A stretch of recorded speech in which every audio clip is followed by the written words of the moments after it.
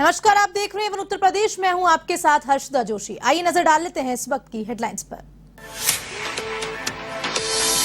प्रधानमंत्री नरेंद्र मोदी के जन्मदिन पर कार्यक्रम का आयोजन। लखनऊ में छायाचित्र प्रदर्शनी में छलका मोदी का जीवन दर्शन। सीएम योगी आदित्यनाथ ने किया कहानी भारत मां के सच्चे सपूत की प्रदर्शनी का अवलोकन।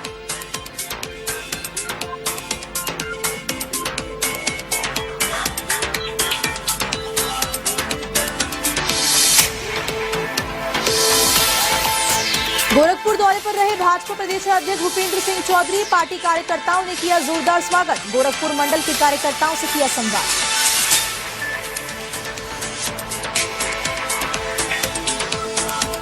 लखीमपुर खीरी में दबंगों का आतंक। घर में घुसकर युवती से रेप का प्रयास। धारदार हथियार से युवती पर किया हमला। इलाज के दौरान हुई युवती की मौत।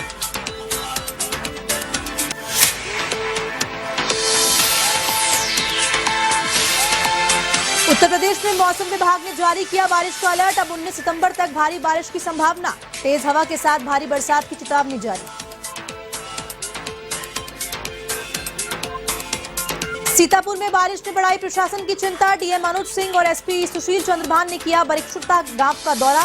ग्रामीणों से ली हालात की जानकारी।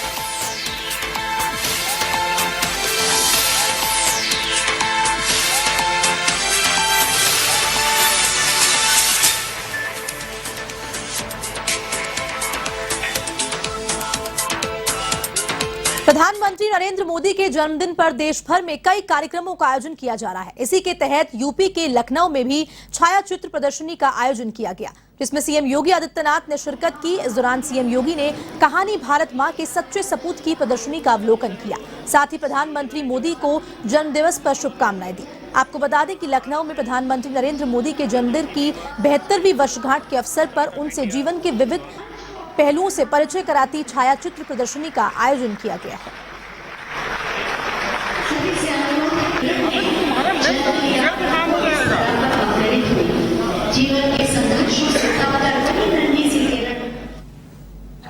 पूरा देश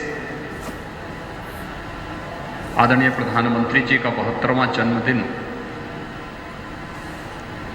अनेक कार्यक्रमों के साथ उत्साह और उमंग के साथ मना रहा है। और इस अवसर पर मुझे भी आप सबके साथ इस छायाचित्र प्रदर्शनी में सहभागी होने का अवसर प्राप्त हो रहा है। मैं इस अवसर पर पूरे प्रदेश वासियों को आदरणीय प्रधानमंत्री जी के 72वें जन्मदिन के अवसर पर हृदय से बधाई देते हुए आदरणीय प्रधानमंत्री जी के स्वस्थ और दीर्घ जीवन की कामना करता हूं। हम सब जानते हैं कि उत्तर प्रदेश के विकास की यात्रा में आदरणीय प्रधानमंत्री जी ने विगत 8 वर्ष के अंदर जो योगदान दिया है वह हम सब के लिए इसलिए भी अत्यंत प्रेरणादायी है कि जब भारत की वर्तमान विकास यात्रा को हम देखते हैं तो इस विकास यात्रा का शुभारंभ अविनाशी काशी से हम देख सकते हैं। कन्नौज जिला अस्पताल में प्रधानमंत्री नरेंद्र मोदी के जन्मदिन पर समाज कल्याण राज्य मंत्री असीम अरुण ने रक्तदान शिविर का आयोजन किया। इस दौरान फीता काटकर रक्तदान शिविर शुभारंभ किया, जिसमें बीजेपी कार्यकर्ताओं ने बढ़ चढ़कर हिस्सा लिया। कार्यक्रम कर रहे हैं, छोटा छोटा योगदान कर रहे हैं, जिसमें रक्तदान शिविर का आयोजन किया गया। आज हम सबका परम सौभाग्य है कि हमारे देश के यशस्वी एवं लोकप्रिय, अत्यंत लोकप्रिय प्रधानमंत्री माननीय मोदी जी का जन्मदिन है और इस अवसर पर हम लोग भी अपना छोटा छोटा योगदान कर रहे हैं। आज अभी ये रक्तदान का कैंप आयोजित किया गया है जहाँ पे सब लोग रक्तदान कर रहे हैं। उसके अतिरिक्त शाम को एक प्रदर्शनी का आयोजन किया गया है नगर पालिका में, जो कि प्रधानमंत्री जी के जीवन और उनके संकल्प के बारे में है। अभी से लेकर के 2 अक्टूबर तक ये पखवाड़ा, सेवा पखवाड़ा के रूप में मनाया जाएगा। पीएम मोदी के जन्मदिवस पर वाराणसी में जगह जगह कार्यक्रमों का आयोजन किया जा रहा है। इसी के तहत वाराणसी में 72 वैदिक बुटकों ने गंगा में दुग्धाभिषेक किया और इस दौरान बीजेपी महानगर कार्य समिति सदस्य पवन शुक्ला के नेतृत्व में अलिया ब्याई घाट पर विप्र समाज और बीजेपी कार्यकर्ताओं ने 51 लीटर दूध एवं केसर जल से नरेंद्र मोदी के दीर्घायु की कामना करते हुए अभिषेक किया। वहीं वैदिक पंडित उदित नारायण मिश्र के आचार्य तत्व में पोषोपचार पूजन भी किया गया।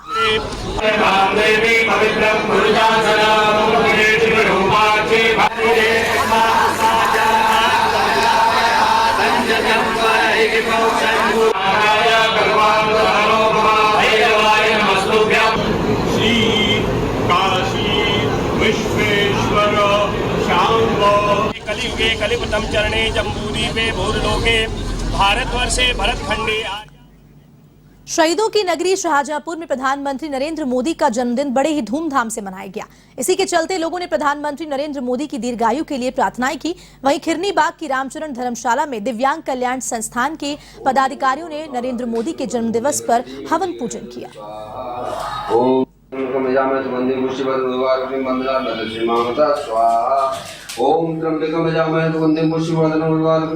मृतस्य मामसा स्वाहा। ओम रामेश्वराय नमः स्वाहा।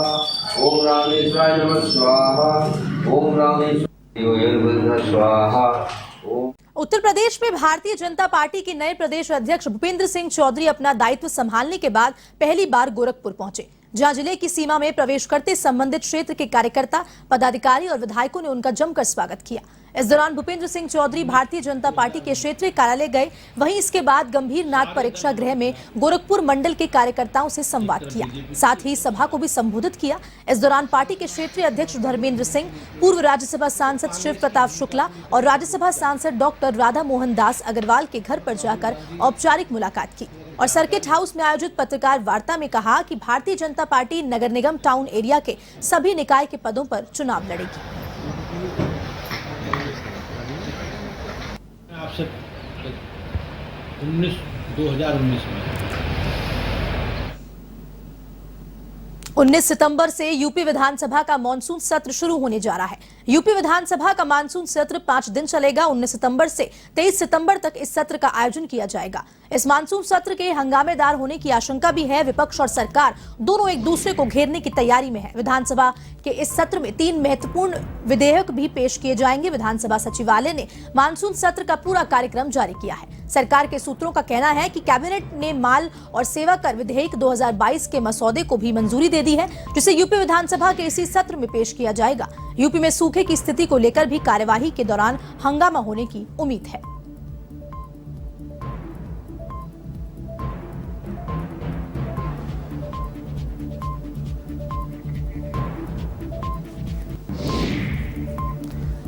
इसी खबर पर अधिक जानकारी के लिए हमारे साथ फोन लाइन पर जुड़ चुके हैं UP state head Amrish Singh ji. Amrish, बताएं 19 सितंबर से यूपी विधानसभा का मानसून सत्र शुरू होने वाला है, किस तरह आप इसे देख रहे हैं?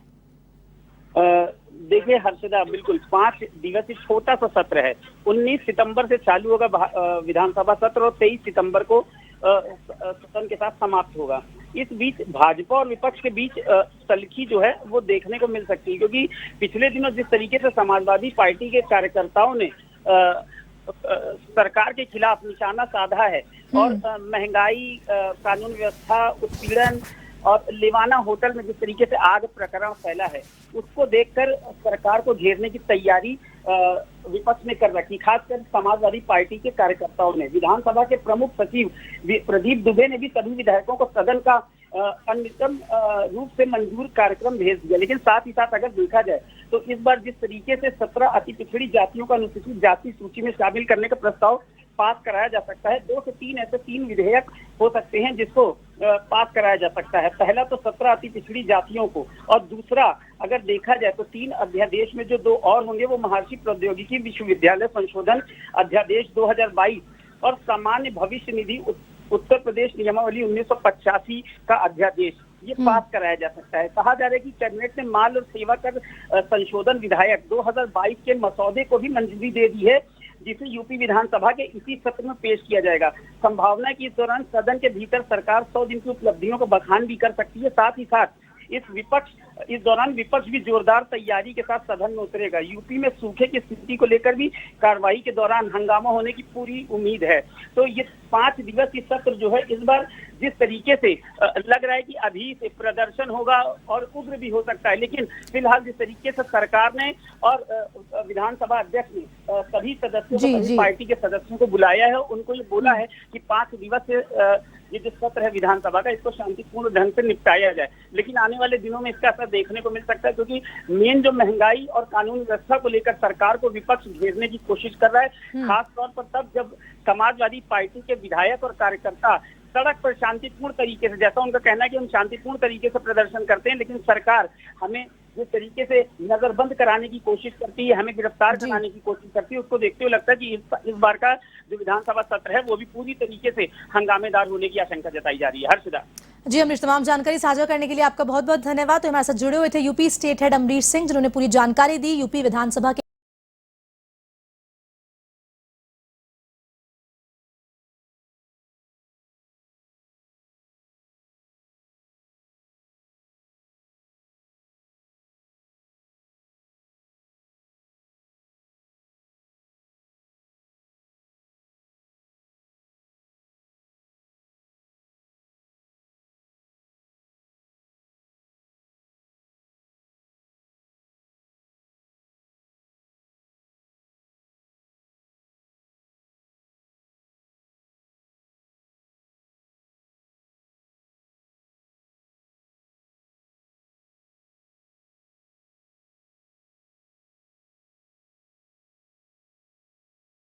उत्तर प्रदेश के हरदोई में जीएसटी टीम की कार्रवाई ज्वेलर्स की दुकान पर हुई है। जीएसटी टीम का छापा है। टीम ने करीब 70 लाख रुपए का सोना और 32 किलो चांदी की seize. Joint commissioner Akhilesh Kumar Singh के निर्देशन पर यह छापा मारा गया है।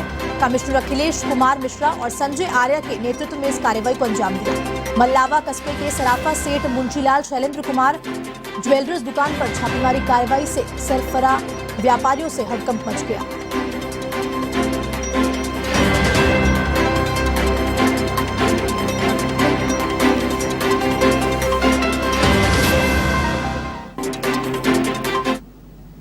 अब खबर यूपी के हापुड़ से है, जहां पर बाबूगढ़ कोतवाली क्षेत्र में रेलवे ट्रैक के किनारे शव मिलने से क्षेत्र में सनसनी फैल गई। वहीं सूचना पर पुलिस मौके पर पहुंची और शव को कब्जे में लेकर पोस्टमार्टम के लिए भेज दिया। आपको बता दें कि पुलिस हत्या और आत्महत्या दोनों पहलुओं पर जांच कर रही है। पुलिस का ये कहना है कि पोस्टमार्टम रिपोर्ट आने के बाद ही मामले का खुलासा हो सकेगा।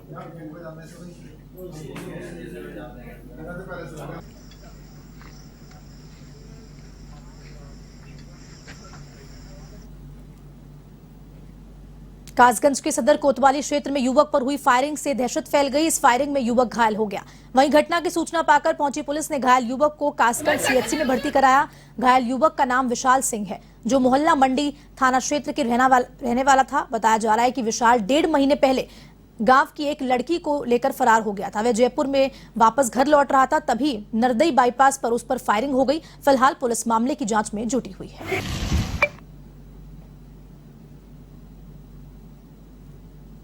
ये अभी सूचना मिली थी पुलिस को कि एक व्यक्ति को बाईपास पे गोली मारी गई है।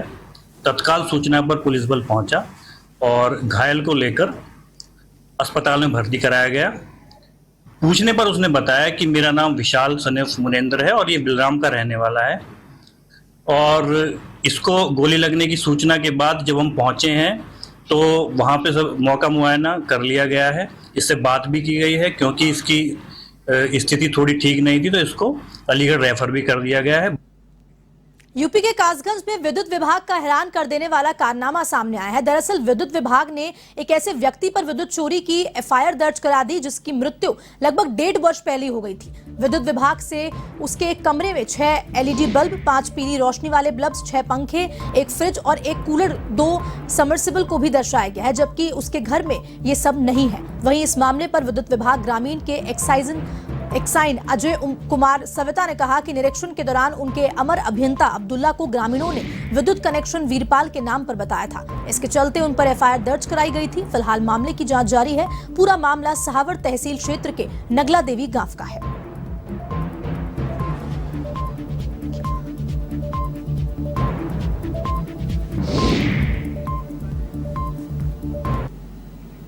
यूपी के शाहजहांपुर में मानवता को शर्मसार करने वाली तस्वीर सामने आई है। स्वास्थ्य केंद्र पर नसबंदी कराने पहुंचे दर्जन भर से अधिक महिलाओं को स्वास्थ्य कर्मचारियों ने नसबंदी ऑपरेशन के बाद जमीन पर लेटा दिया, जिसका वीडियो सोशल मीडिया पर जमकर वायरल हो रहा है। ऑपरेशन के बाद जमीन पर लेटी महिलाओं का वीडियो सोशल मीडिया पर वायरल होने के बाद स्वास्थ्य विभाग के अधिकारियों ने एक्शन लेते हुए स्वास्थ्य केंद्रों को आदेश जारी किया है कि अब किसी भी महिला का नसबंदी ऑपरेशन होने के बाद जमीन पर नहीं लिटाया जाएगा। और साथ ही स्वास्थ्य विभाग के मुख्य चिकित्सा अधिकारी ने वायरल वीडियो की जांच के बाद दोषी स्वास्थ्य कर्मियों के खिलाफ कार्रवाई का आश्वासन दिया है।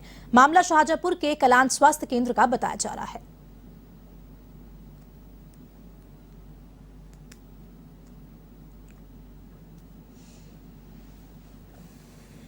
ऐसा नहीं देखिए, जो भी मरीज नसबंदी ऑपरेशन कराने महिला आई थी, उनको वहाँ नीचे गद्दे पर चादर लगा करके लटाया गया है। ज़मीन पर किसी मरीज को नहीं लटाया गया है। और भविष्य में भी हमने वहाँ जो MIC हैं और सारे MIC अधीक्षकों के निर्देश जारी कर दिए हैं कि किसी भी महिला को ऑपरेशन नसबंदी ऑपरेशन के बाद आप स्ट्रेचर से जो बेड है उसी में जाके शिफ्ट कराएंगे, ज़मीन पर नहीं लटाएंगे, किसी को तकिया गद्दा लगा कर भी नहीं लटाएंगे। और इसकी कड़ाई से इसका पालन करने के लिए हमने सबको बुलाया।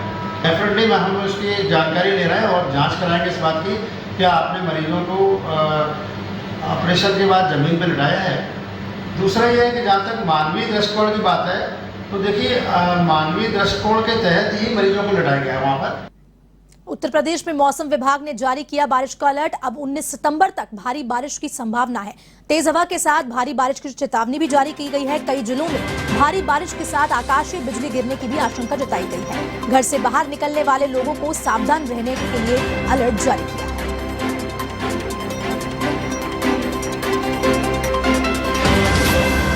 बता दें कि उत्तर प्रदेश में 19 सितंबर तक भारी बारिश का अलर्ट जारी किया है। मौसम विभाग के अनुसार कई जिलों में भारी बारिश के साथ आकाशीय बिजली गिरने की भी संभावना जताई है मौसम विभाग ने।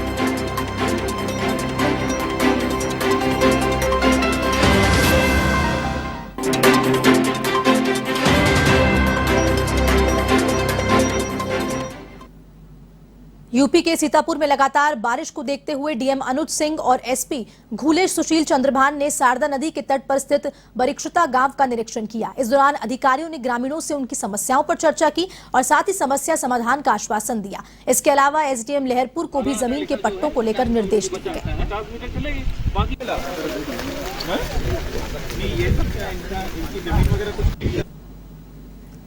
यूपी के बस्ती तहसील सभागार में संपूर्ण समाधान दिवस का आयोजन हुआ, जिसमें सीआरओ नीता यादव ने लोगों की फरियादें सुनी। इस दौरान 2 दिन तक चली मूसलाधार बारिश के बाद समाधान दिवस में फरियादियों की लंबी कतार दिखाई। फरियादियों ने अपनी समस्याओं से अधिकारियों को अवगत कराया। इस मौके पर ज्वाइंट मजिस्ट्रेट अमृता पाल कौर, तहसीलदार इंद्रमणि तिवारी, नायब तहसीलदार क्षेत्राधिकारी शेषमणि उपाध्याय समेत कई अधिकारी कर्मचारी मौजूद रहे।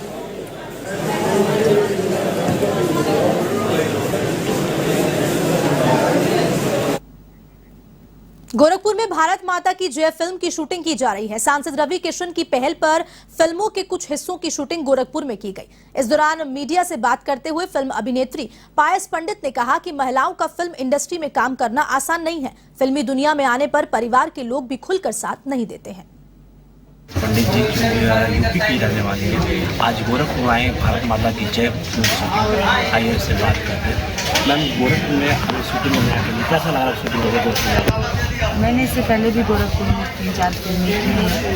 ये मेरे लिए भी बहुत ही होम टाउन जैसे कह रहे, बहुत फेमिलियर हो गया है। तो मेरे लिए बहुत सहज महसूस करती हूँ, यहाँ के बहुत कंफर्टेबल रहती हूँ। कुछ नया महसूस नहीं हो रहा, बट कंफर्टेबल हूँ।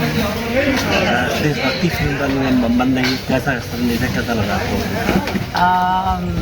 हालांकि मैं फिल्में करती नहीं हूँ ज़्यादा भोजपुरी, तो मैं बहुत चूज़ी भी हूँ। तो जो सब्जेक्ट आया है, मुझे ऐसा लगता है कि एक्टर को अगर काम करने का, परफॉर्म करने का मौका न मिले तो फिल्म करके कोई फ़ायदा नहीं। तो इस फिल्म में हीरो के साथ साथ हीरोइन को भी परफॉर्म करने का स्कोप है, तो और जनता को अच्छा ही संदेश जाएगा। जैसे कि भारत माता की जय नाम ही है, उसमें जैसा कि हम भोजपुरी में लोग कहते हैं कि वल्गैरिटी होती है, ये सब होता है, तो उसकी कहीं से कोई गुंजाइश नहीं है। देशभक्ति पूरी फिल्म है।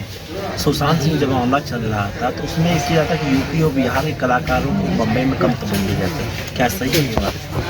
वहाँ भी परिवारवाद हावी है। स्टार किड को ज़्यादा प्रमोशन करें। हाँ, थोड़ा इजी तो होता है स्टार किड को, ये तो सच है। जहाँ उन लोग का जैसा कि संघर्ष उन लोग का शुरू होता है, वो एक कहावत है ना, वहाँ से हम लोग का स्टार्ट हुआ, जो भी है वो भी याद नहीं आया। ज़रूरी जाहिर सी बात है कि क्योंकि परवरिश उनको कांटेक्ट की ज़रूरत नहीं होती है, वहाँ उनके आसपास लोग होते हैं। तो सिर्फ ये फिल्म इंडस्ट्री में नहीं है, नॉर्मल इंडस्ट्री में भी अगर कोई किसी के पापा किसी बिजनेस में, तो उसके बच्चे को इजीली चीज़ें मिल जाती है। किसी के पापा डॉक्टर तो उसका बेटा डॉक्टर इजीली बन जाता है। तो ये है, बट ऐसा नहीं है कि भेदभाव किया जाता है। मेहनत के साथ यूपी वालों को भी काम मिलता है। बहुत सारे ऐसे एक्टर हैं जो यूपी से हैं, पंकज त्रिपाठी हो गए, जो अच्छा नाम कर रहे हैं, अच्छा काम कर रहे हैं। फिलहाल के इस बुलेटिन में इतना ही। आप देश दुनिया की तमाम खबरों के लिए देखते रहिए वन टीवी। नमस्कार।